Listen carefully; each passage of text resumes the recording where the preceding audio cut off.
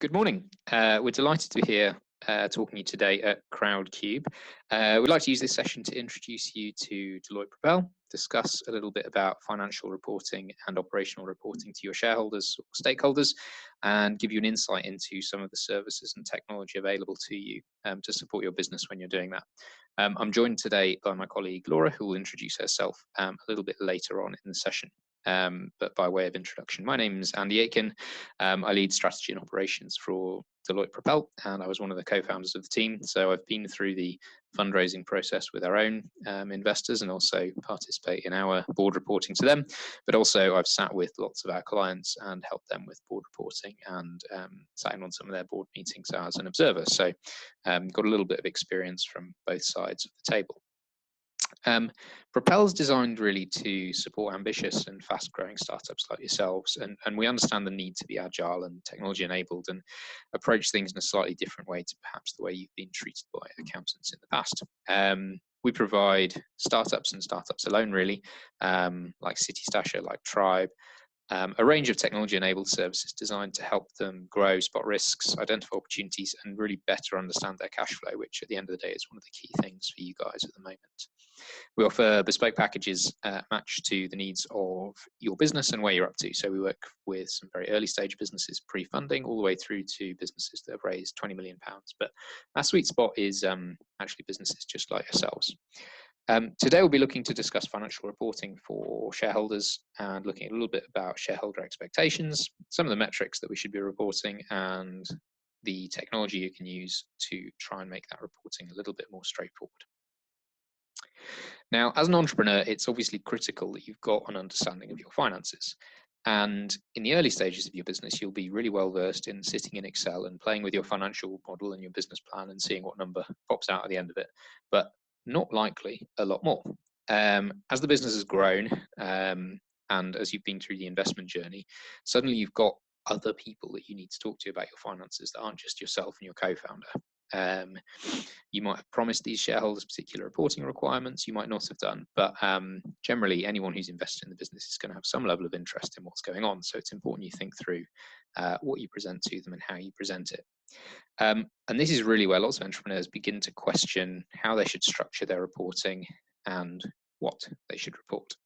So when you're considering how to report your financials to your shareholders, the first point is to consider their expectations. So we went around and asked a few of the investors that we work with, and the three themes really came out. The first was timing, the second was transparency, and the third was a sort of future outlook.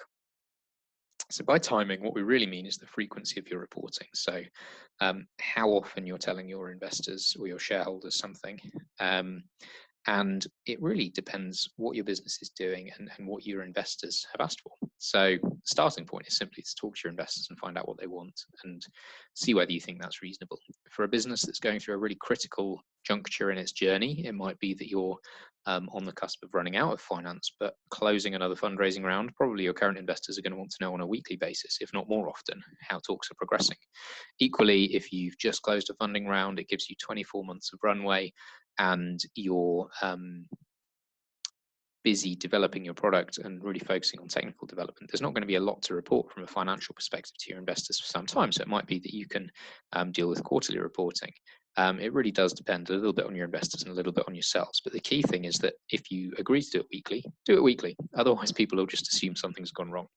And getting into a routine for that's really important. We'll talk a little bit more about that in a minute. The second theme was transparency. So being very clear with your shareholders and your investors about anything they're asking and telling them the truth. In reality, they're not going to ask what that £100 of entertainment was. They don't mind that you took the team for lunch. They don't mind that you went for drinks after work. They're really not that interested. What they are interested in is you've got £1 million in the bank and you spent £50,000 in the month. So that means you've got 20 months of runway. That's the kind of information that typically investors are interested in, and being honest and open about the really high level KPIs is really important. We very rarely find that investors are interested in seeing a detailed P&L. It's really useful to provide one because it does give you that transparency, but it's very rare that someone will ask you questions about particular line items in there, or if they are asking, it's out of genuine interest, not a not a criticism generally. The final area that came up was around future forecasting, and we believe that looking really backwards does help you predict your futures and make a more accurate forecast. Now, what we mean by that is if you've got a model and it says that at the end of January you're going to have £100,000 in the bank, but in reality you have 50,000 or 150,000, you need your forecast to reflect the realities of what's going on. Also, if you've discovered that your customer acquisition cost is twice as high as you thought it was going to be, generally that's not a problem in its own right, but reporting that to your investors and making sure your forecast reflects that is really critical. A key theme really with the investors was that they love reports, they love information, they love communication. Anything you can give them, they're really grateful for. So if you go quiet, if you miss some of your reporting deadlines, their general assumption, rightly or wrongly, is that something's gone horribly wrong. The business might be about to go bankrupt, or you're generally mismanaging things. So it can feel daunting and it can feel scary to have to send out that report on a monthly basis if it doesn't show that you're hitting plan or it doesn't show that you're meeting your targets. But it's generally much better to send it, be open and transparent, than to try and ignore it. So what we generally recommend is you save a template email that works for your investors, and you just update the numbers in there on a monthly basis is typically what we see. Generally, there doesn't need to be masses of commentary about each number unless something really critical has happened with that number. There's a few key things that typically investors will see from almost every business they've invested in from a finance perspective. So that would be a profit and loss, some kind of cash flow reporting, and some kind of operational reporting. And it's important to bear in mind what those reports tell you about the business objectives and how you're achieving them or not.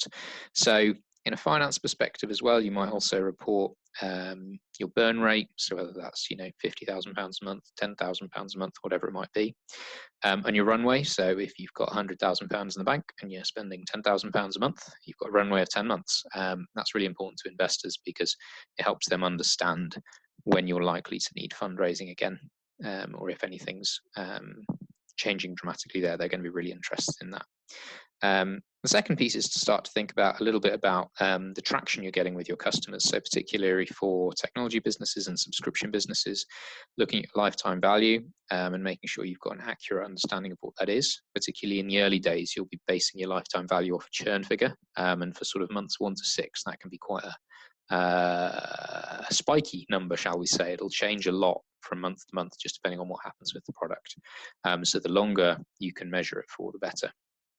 Second thing is customer acquisition cost, which we touched on briefly.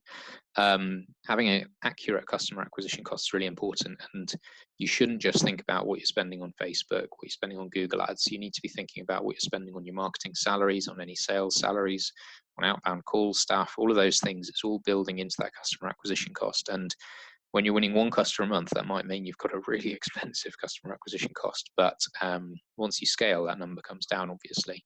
But tracking it accurately from day 1 is critical, and then reflecting that in your forecasts as well. You can also look at a little bit conversion rates. How many people have you got coming onto the website? How many are becoming users, and how many are becoming paid users? And like I say, feeding all of those numbers back into a model is really important. Now, your investors aren't just interested in finances, though. They're also interested in general business performance. So anything you can tell them about what's going on, they'll be interested in. They'll always be grateful. So that might be product updates. Have you got new versions coming? Are there changes to the interface? Have you got some new features? And if you can add screenshots, people are always grateful for that to see what's going on.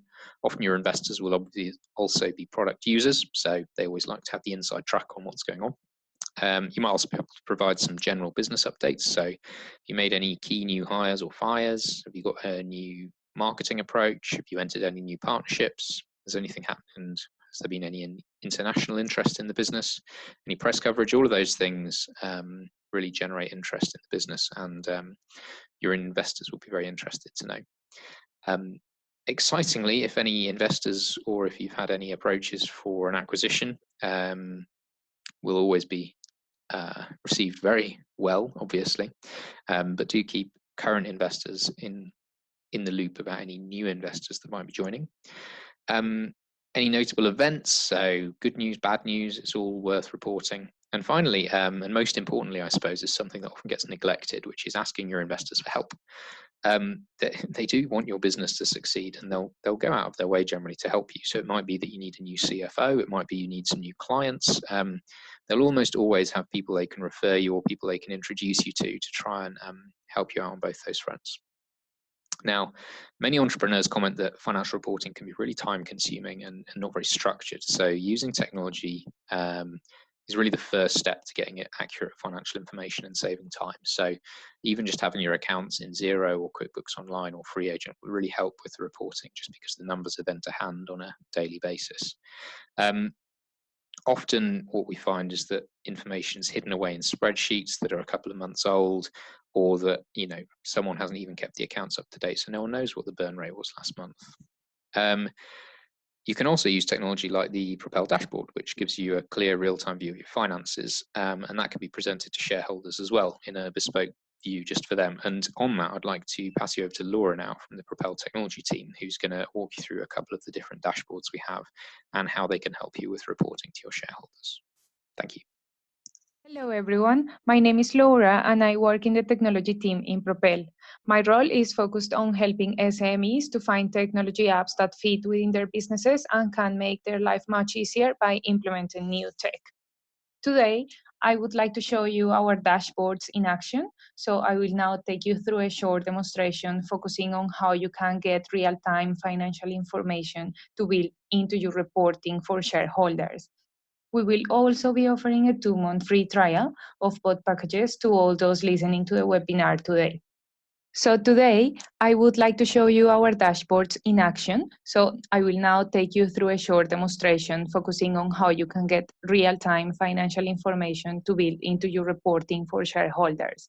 We will also be offering a 2-month free trial of both packages to all those listening to the webinar today. Currently, we have 2 dashboard products available, the Propel Starter Dashboard and the Propel Bespoke Dashboard. First up, I will be providing a demo of the Propel Starter Dashboard, which is very easy to set up, and it works by securely connecting up to your bank account or your accounting package to provide you with real-time financial information and alerts. When you complete the registration process, the inbuilt wizard will take you through the setup process to connect up your feeds. In the registration process, the inbuilt wizard will take you through the setup process to connect up your feeds. We currently have bank feeds available for all main UK banks, with many more banking partners in the pipeline. This dashboard also can connect to your Xero, QuickBooks, or Free Agent. In here, we have connected our dashboard example to Barclays account, and in the accounting packages, we have also connected them to Xero. After your feeds are connected, straight away you will be able to visualize your cash in real time, as well as your future predicted cash flow. You will also be able to see your cash flow on daily, weekly, monthly, quarterly, or yearly basis, and you will also be able to change your graphic type if you wish. The cash card will specifically show you how much cash you have right now and what has changed since yesterday or the previous period. And it will show you your forecast for the next few days. As you can see, the technology does all the analysis for you and give you insights on how your business is performing on multiple levels. You will also be able to drill down into information that you want to find out more about, or specific events that have happened into your bank account. For example, I want to find out more about my cash. Click on cash. And I want to find out what has happened since September last year. I want to change my graphic type to have a better understanding of what I'm seeing. And I want to see this compared to last year's. So here is giving me a second insight where I can have more and information more detail. Also, I have my insights on the right-hand side, and I have a view of my inflows and outflows of actual and compared with the forecast. If I want to see more, I can click on inflows or outflows. For example, here I'm just seeing my outflows and I can see my largest spends in the last few months. If I want to click to understand more, I click on drill down, and I will be able to see all my outflows over the last few months in my bank account. This tool will also be able to help you to predict transactions that are coming in or out of your bank account or your accounting package, as we said before. In addition to this, if you connect up your cloud accounting package, you will also be able to visualize your revenue card. This one will be able to provide you with information on your revenue and cost over time, as well as the opportunity to drill down on specific events that have affected your revenue. For example, here I click on revenue, and I can see what has my revenue been since the past few months, for example, and I can compare it with last year's as well.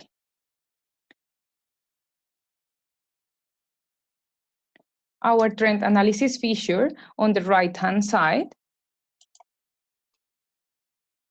will be able to support you and keep an eye for you on the most important cash metrics, and it's designed to flag any risks by changing colors and changing the status of each metric based on your cash activity.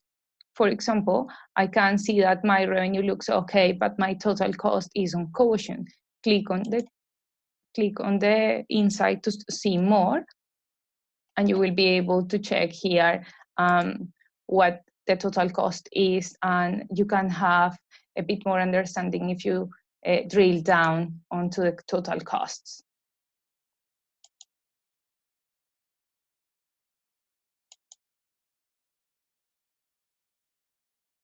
I can see all the information available for total cost, and I can see what has been worked out to get to that amount.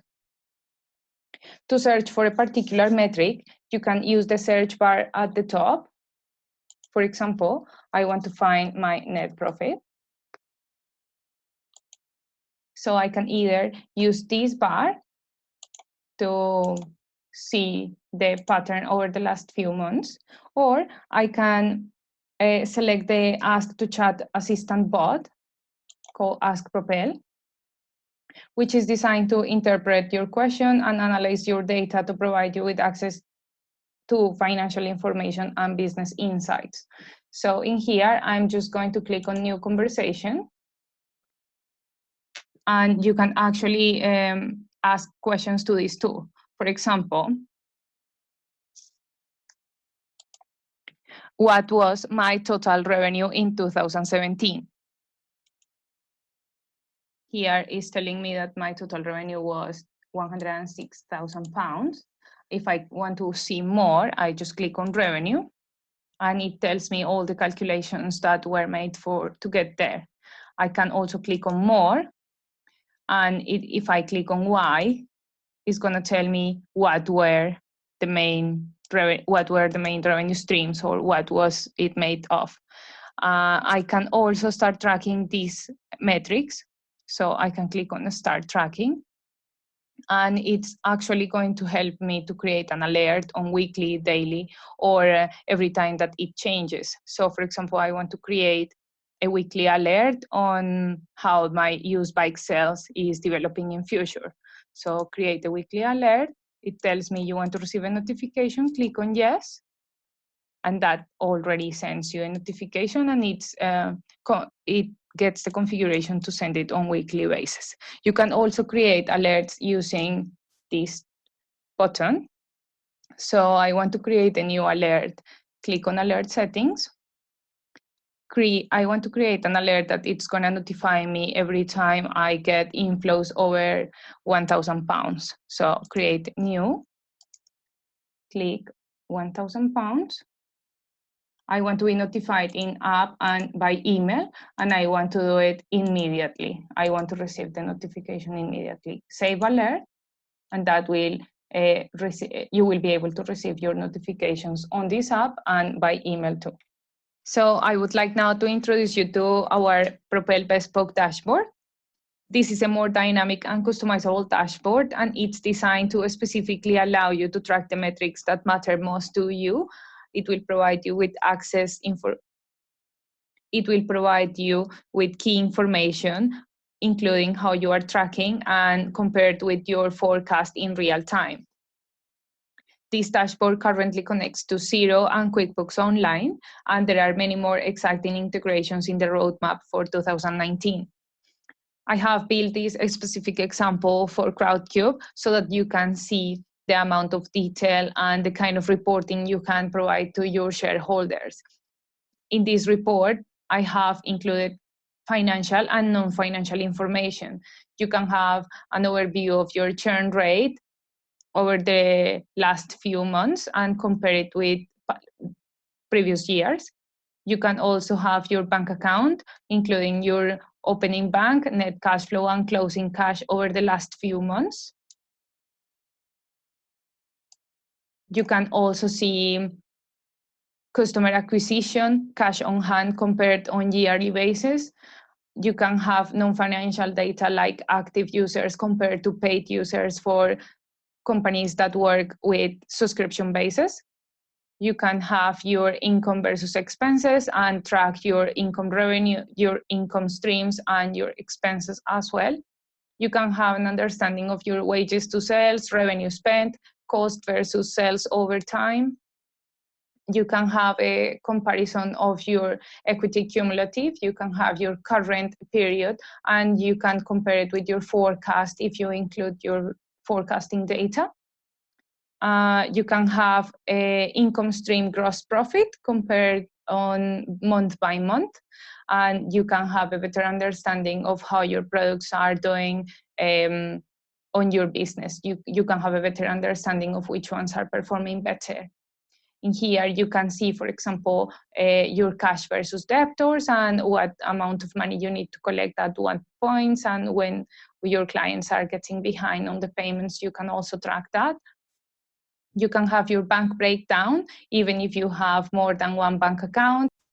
Even if you have PayPal or Stripe, you will be able to see those ones reporting into here.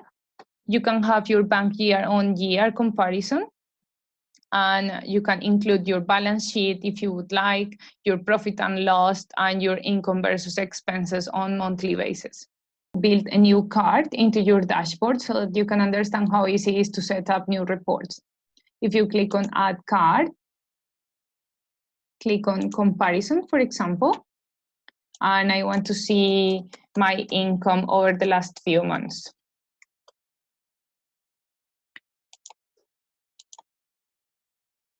I don't need to track any categories, but if I want to, it's going to bring the categories that I have created on Xero. And I want to see my last 11 periods, for example. I want the kind of reporting to be spline, and I want to get rid of these two. Click on Done.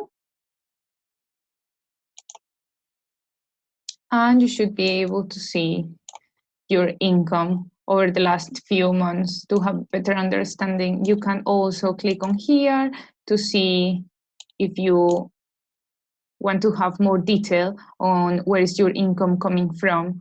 You can see more detail in the table, or you can just have your graphic if you want. If you click off the table, click on Done, and that will just show you the graphic. So I hope this has been useful for you. If you do have any questions, please don't doubt to reach out to us. Thank you, everyone. Have a nice day.